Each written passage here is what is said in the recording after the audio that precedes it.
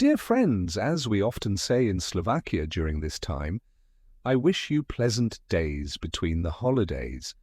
On all the foreign trips and summits I attended after the attack, I consistently raised the peace agenda and spoke about the possibilities of ending the war conflict in Ukraine. I will continue this effort in January during an official visit to Turkey, at the Forum in Davos, and at the February meeting with the Holy Father in the Vatican. I do not and will not belong to Western politicians who openly support war. I will never agree to Slavs killing each other in the name of any geopolitical interests or efforts to weaken and divide Russia. It is incomprehensible to me that the Ukrainian president refuses even a ceasefire. It is also incomprehensible to me that the Ukrainian political leadership is dragging the entire country into disaster as Ukraine's negotiating position worsens every day, and the country will pay a massive price for this Western adventure in the form of lost territories and the presence of foreign troops. In addition to pushing for a ceasefire and the start of peace talks, I am also offering Slovakia as a suitable country to host any peace negotiations at any level. Recognizing Slovakia as a sovereign country would also mean negotiations, for example, at the level of ministers or members of involved national parliaments. I discussed this topic with Russian President Vladimir Putin, and I welcome his positive response.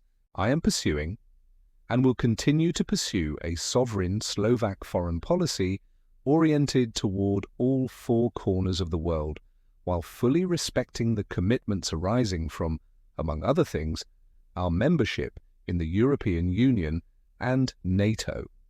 Anyone following my foreign policy activities and their outcomes must see that, although we are a small country, we are exceptionally active in international relations based on principles of respecting international law, non-interference in the internal affairs of other countries, and respecting the path each country chooses in managing its internal matters. No one will change this, not the loudmouths from Bratislava's cafes, not the aggressive liberal media, and not the Czech political scene, which increasingly inappropriately interferes in our sovereign internal affairs.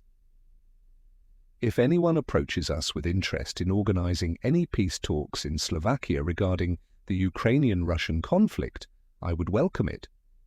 Regarding Ukrainian President Zelensky, there was a confidential meeting where participants had their phones taken away.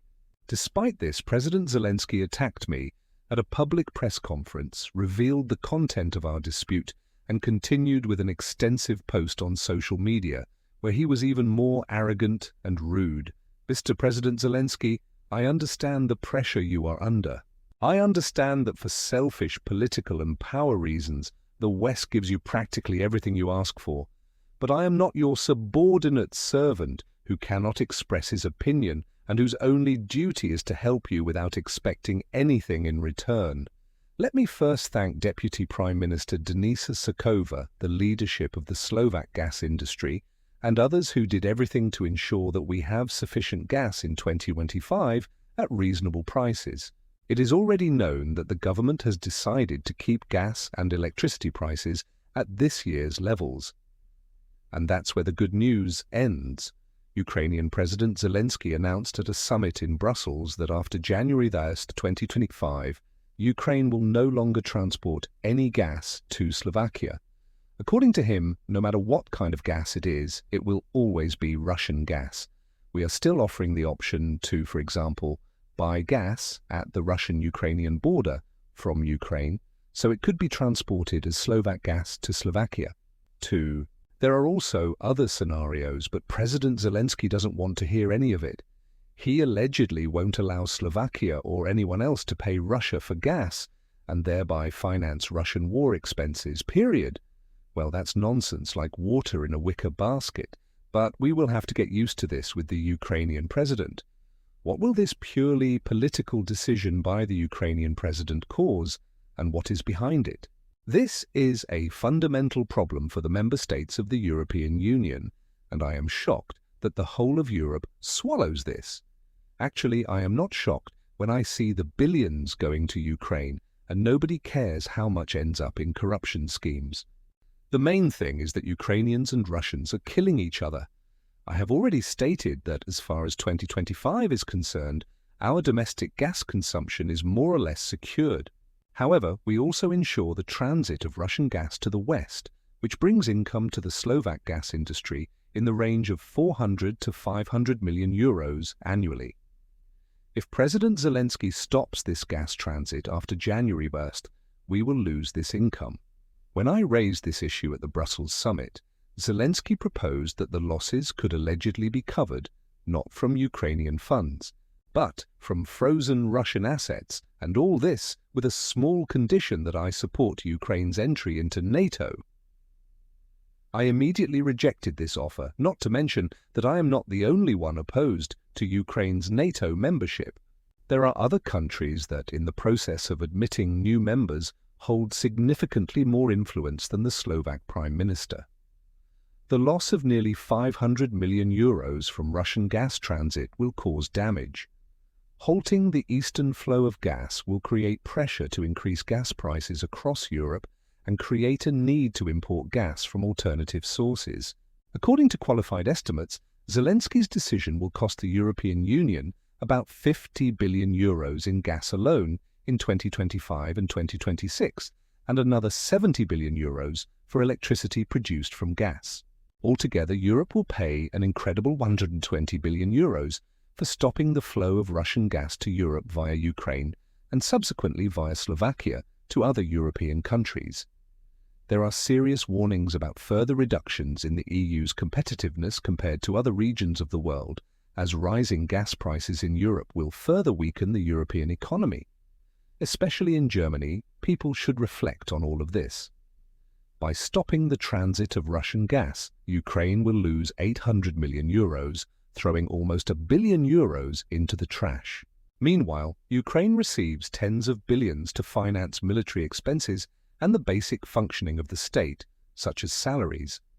I would also add that Slovakia will soon face rising gas prices because, after the Ukrainian transit stops, in the case of gas supplies from the west, south or north, we will find ourselves at the end of the supply chain, not at the beginning, as we have been so far. But who cares about Slovakia, right? Mr. Zelensky, when you need something to avoid freezing in winter, you shout about it at full volume. So, dear Prime Ministerial colleagues, esteemed presidents of EU member states, stopping the transit of Russian gas through Ukraine is not just an empty political gesture. It is an extremely expensive gesture that we in the European Union will pay for. The European Union will pay around 192 billion euros more for higher gas and electricity prices in 2025 and 2026. Once again, our competitiveness will decline.